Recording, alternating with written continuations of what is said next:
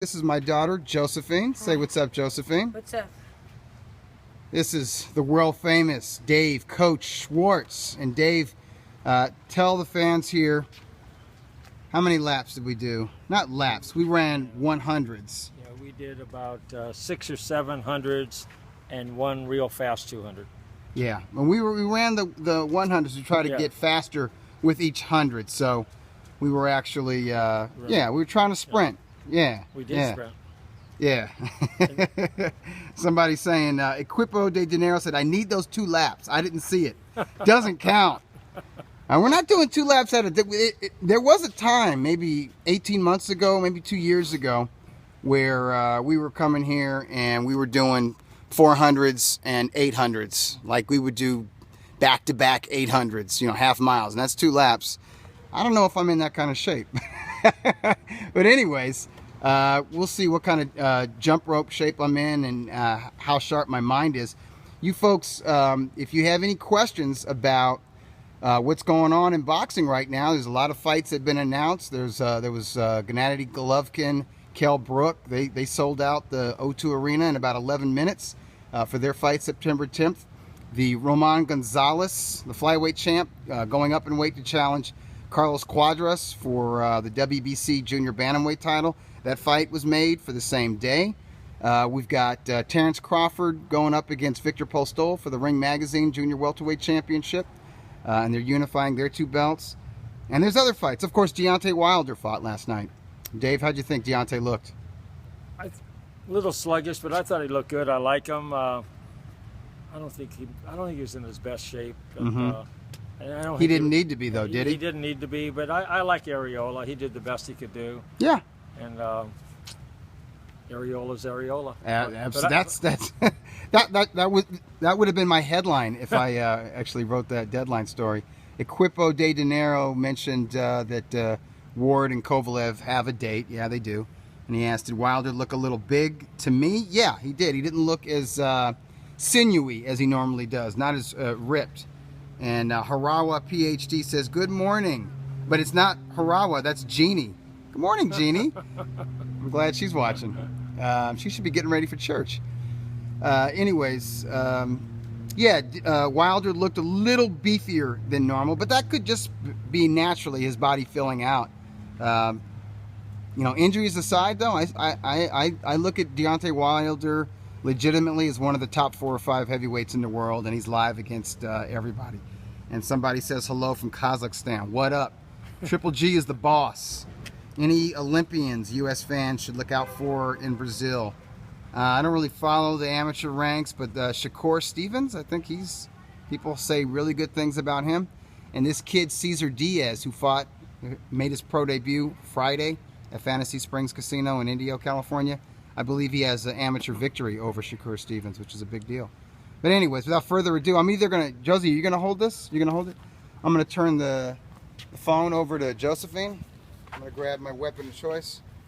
Do you want to do it over... And we do have the track all by ourselves. Oh, yeah. It's a private track, folks. You got to be a big shot to have your own track. Let's see if you're as good as your wife jumping rope, Doug.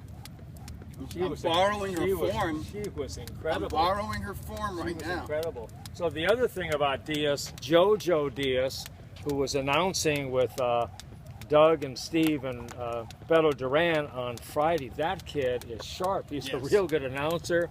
He really, I don't know how he's well-spoken, very nice. His personality comes across. Yeah, he is a really cool kid.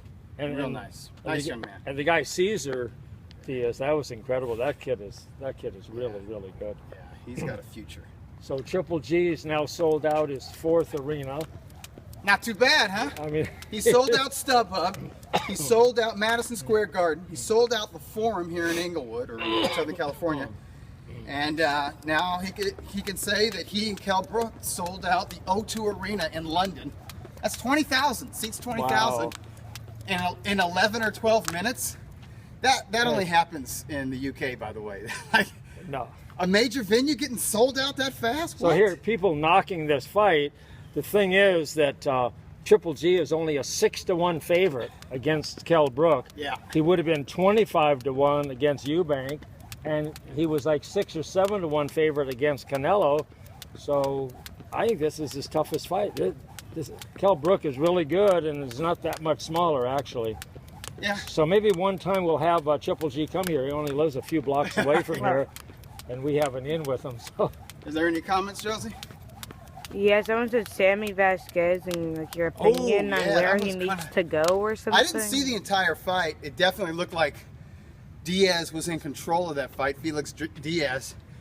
According to my Twitter timeline, he deserved to win handily. And the fight was initially announced a majority draw, and then they did a recount. Yeah. I guess the judges forgot to take that penalty point from Vasquez. And so Diaz won a unanimous decision.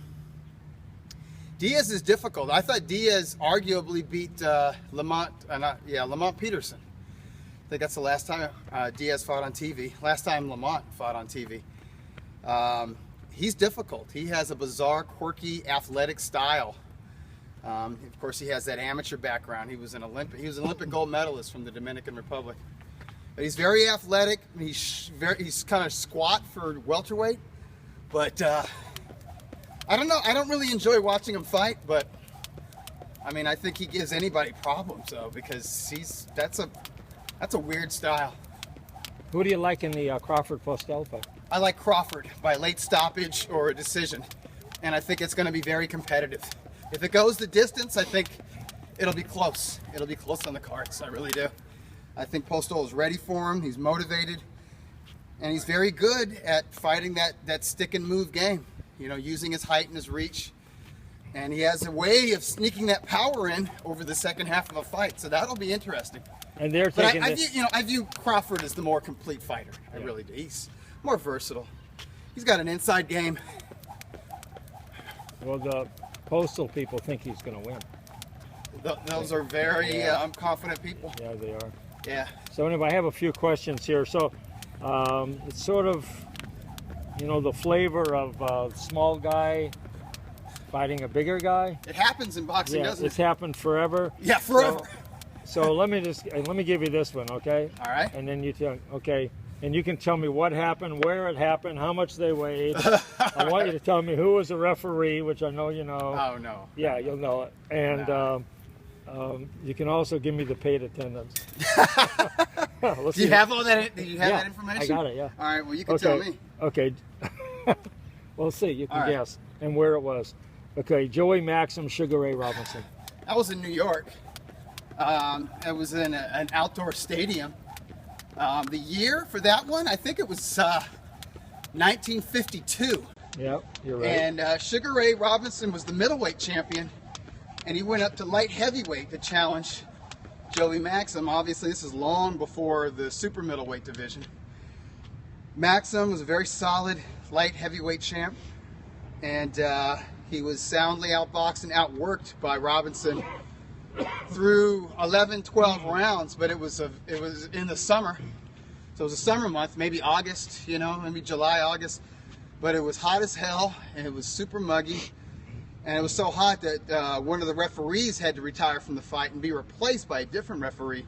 Who was that? You know who that was. Here's some interesting. Sugar Ray Robinson had 200 professional fights. He was stopped once. It was that fight. It was due to heat exhaustion. He stayed on his stool, I think, after 13 rounds. Yeah. And he was ahead like he was winning 11-2. He was ahead. He was winning. Yeah. But in with a much bigger guy who could conserve his energy and take anything he could dish out, because Maxim was tough by light heavyweight and heavyweight standards, and Maxim is in the Hall of Fame. And the referee, you know who it was? Ruby Goldstein. Yeah, right. That's good. See, I knew he was kind of like New York's referee. And he was a fighter too. He was a fighter. Yeah. And where was the fight? Which venue? You know that too. Polo Grounds? No, I don't know. Yankee Stadium. Oh, Yankee Stadium. I know it was out there, the stadium. Yeah, Yankee Stadium. Wow. Means they had a lot of people there.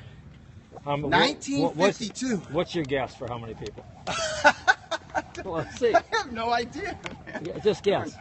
You can do it. 40,000, 45,000? 47. All right, I'm close. That is very close. All right, you know. And what was the paid attendance? Paid attendance? I mean, the gate? The gate, yeah. Yeah, I have no idea.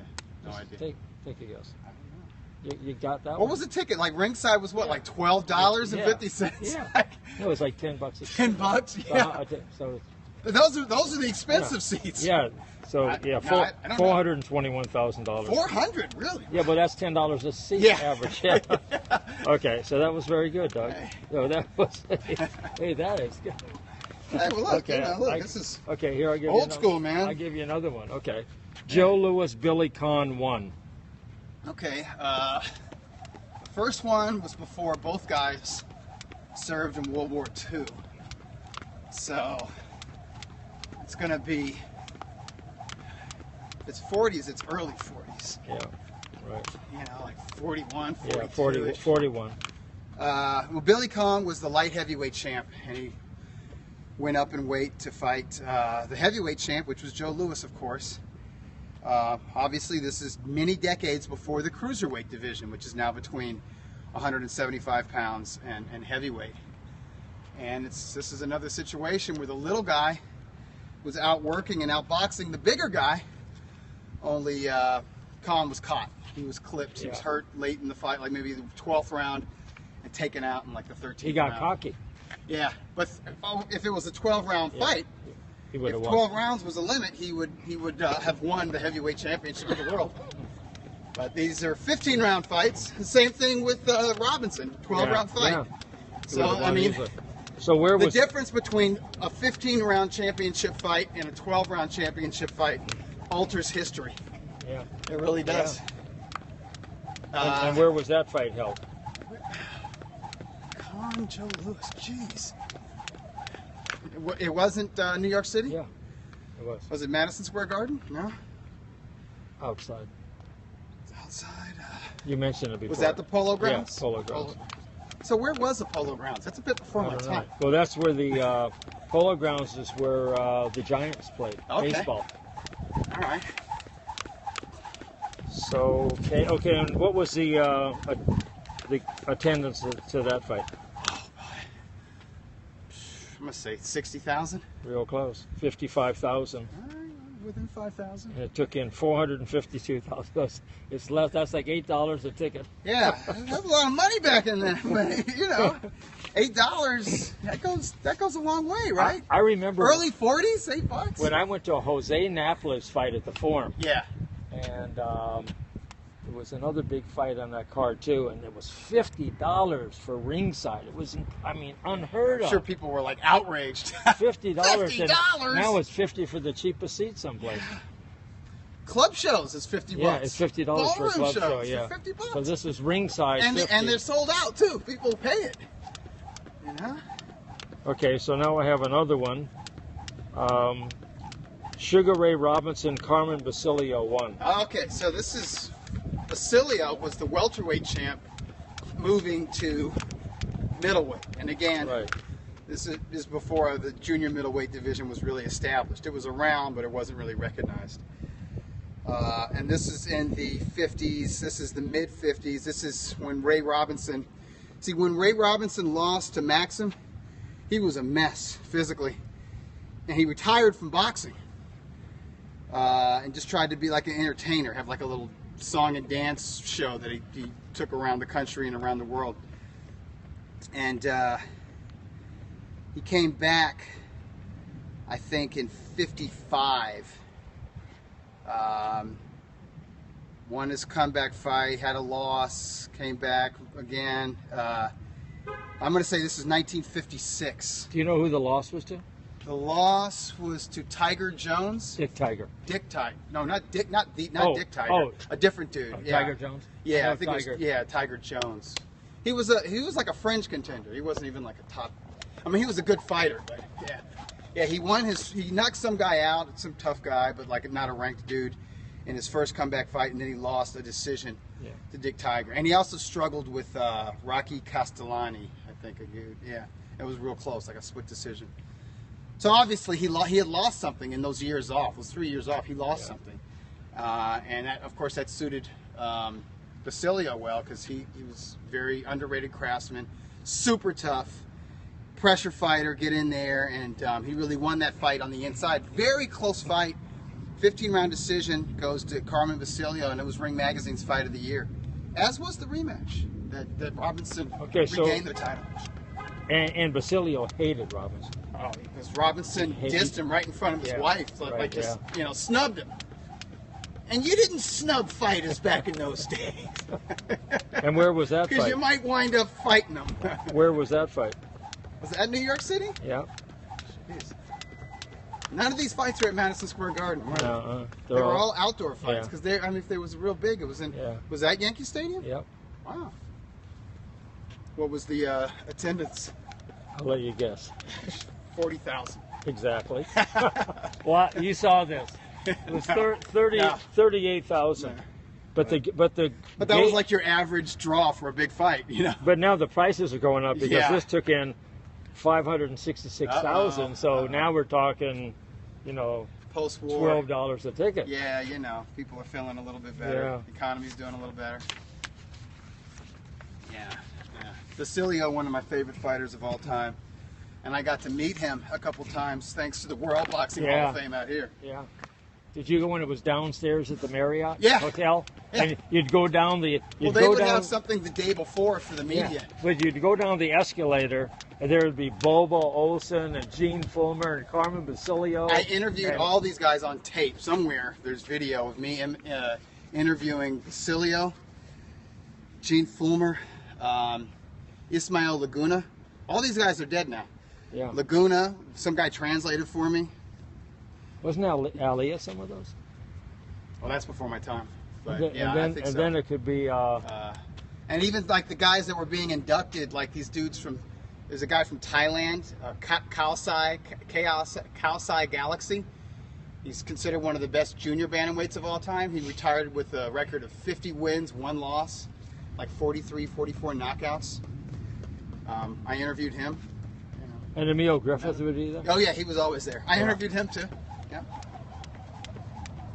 Okay, so now I'm going to give you, I'll give you this one. How about Roy Jones against John Ruiz? Okay, I covered that fight. That was in early 2003, and this is Roy Jones, who's the recognized light heavyweight champion, stepping up to heavyweight. John Ruiz was the defending WBA heavyweight champion. And I think he was still an underdog against Jones, who was not only considered the best fighter pound for pound, but the best fighter ever. And after Jones outpointed Ruiz, a lot of people, a lot of pundits, a lot of fans who might not admit it now, they've switched over to Mayweather now, said there's no doubt about it. Roy Jones Jr. is the greatest fighter who ever lived. He would have iced Ray Robinson. He would have beat all these great light heavyweight champs. But that's the way it is in boxing, when somebody's on top in the pinnacle and he's unbeaten, and he's got a good streak together, he's among the greatest of all time. And then he loses and they're like, nah, never mind. They find somebody else to be that. My mom wanted to tell you that she's texting. She's what? Said Josie respond or tell Doug I'm texting or something. Are you texting right now? No. But someone said, could Coach do a flip? Coach do a flip? Yeah. I might flip out. So, okay, now I have another one here. Tell me about Sugar Shane Mosley, Oscar De La Hoya 1. I covered that one. That was at Staples Center, and it sold out. So they did. That was like 19 to 20,000 or whatever. Mosley was the IBF, had been the IBF lightweight champ. He made 8 defenses of it. Moved up to welterweight. 2 jumps. Yeah, he skipped 140 pounds and fought this tough guy from Puerto Rico. It was a tough fight. Stopped him in the 10th round. Then he knocked out Willie Wise in 3 rounds in Vegas. Calls out Oscar De La Hoya. De La Hoya still coming back from the loss to Trinidad. They make a fight for June 2000, 16 years ago. And the name of the pay-per-view is Destiny, because they had met as like 8-year-olds and now they're fighting again, whatever. as young adults, and it's a good fight. Yeah. Real brisk. It was a boxing match. It was just a high intensity, fast paced boxing match with a lot of speed and power. And Mosley outworked De La Hoya. He had that lightweight work rate at 147 pounds. And he was a magnificent physical specimen at this point of his career. And his jockey was Jack Mosley, who did a great job in that fight. He really took it, seized it in the final round. Yeah. It was great. It's beautiful. It was back in the day when a pay-per-view show pitting a star against an up-and-comer or potential star like Mosley, when they actually produced a good, entertaining fight, which is always good for boxing when you have big names and big fights, but good fights, making for good to great fights. Yeah, it was real good. And I was there. And Steve Kim did the international call with the late great Gennaro Chicanito Hernandez. He did that for Top Rank. And I was up in some skybox. I was like, there's auxiliary media, and then there's auxiliary, where it's like, what the hell will let you in? It's like, what's the internet? Yeah, right, exactly. Yeah, Exactly. I was in a .com box, skybox somewhere. So I'm going to give you this last one. James Toney against Vander Holyfield. Okay, well, this was, gosh, you know what? This is also 2003. Oh, someone said comment on Israel Vasquez losing his eye. Israel Vasquez, I think he hasn't, I don't know if his eye's been taken out, but he had poor vision in one of his eyes, like the last 2 or 3 years of his career. Oh. I wouldn't surprise me if it was taken out or whatever, but Yes. he can't see out of it. Yes. Raymond Brewster, same way. He's got an eye where he doesn't really see. You know, maybe he's legally blind out of one eye. Vasquez doing pretty. I mean, I see Vasquez doing commentary for some of the Spanish networks along. He with, wears thick glasses. the thickest. Yeah, yeah. Hey, what a fighter he was. Oh my goodness. Those are some of the greatest fights I've ever seen. Was Israel Vasquez against Rafael Marquez and Johnny Gonzalez. And he also had a barn burner with one of his fights with Oscar Larios. Oh, that's when he was losing. Do you know what these guys? I just want to say this, Josie. What are you doing? Sorry. It was like funny. Never mind. I'm just wondering what that looks like while you're messing around. It's just like, there's an earthquake. All these guys, these blood and guts guys, like Israel Vasquez, Daniel Ponce de Leon, like I see them, and they're mentally fine. Like they move around and they speak clearly. They speak good English. You know what I mean? But their minds are not, their brains aren't scrambled. Just crazy because they were in so many brutal fights. But I think part of that equation is in their own right. If they live clean, like if they were doing drugs, or they were drinking or whatever, like I think burning the candle on both ends, having a brutal fight career plus living fast, maybe deteriorates the mind. But because these guys fought the way they did, they couldn't have long careers. They couldn't have 20-year careers. It's like they're pretty much done after 10. They make whatever money they can, and then they move on. But I'm just saying, I see that. I come into contact with Vasquez and like Daniel Ponce de Leon because he does a lot of commentary, and he looks great, sounds great, and is in real good spirits. So. Didn't they both own their own gyms? Yeah, they did. That's true. They did. Yeah. That's good. Both. Yeah. So tell me, this is, excuse me, the last one, James Toney against Holyfield. Oh, right. So that took place in 2003, and it was after Holyfield had made a comeback all the way to the cruiserweight title. He won the IBF cruiserweight title earlier that year against Vasily Girov. He was a 3-1 underdog, maybe 4-1 underdog against Vasily. It's one of the greatest cruiserweight fights of all time. You should check it out on YouTube if you haven't seen it. And then James, it's not enough. He doesn't want to make 190 anymore, even though he should be making like 175 at this point. He steps up to heavyweight and he fights Evander Holyfield. And again, he's the underdog. Yeah. And I liked him. I liked Toney against Girov, who was an Olympic gold medalist, Val Barker Award winner from 1996.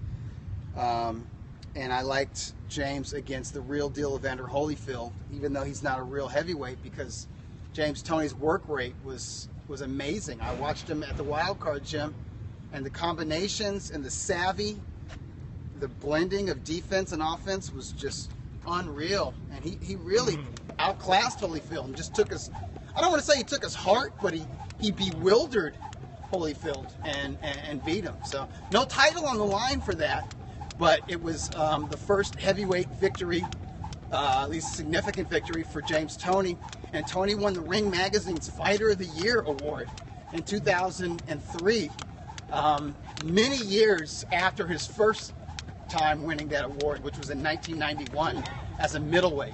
So, and James Toney could have been one of the best of all time. if he had Bernard Hopkins' discipline, he would be one of the greatest fighters of all time.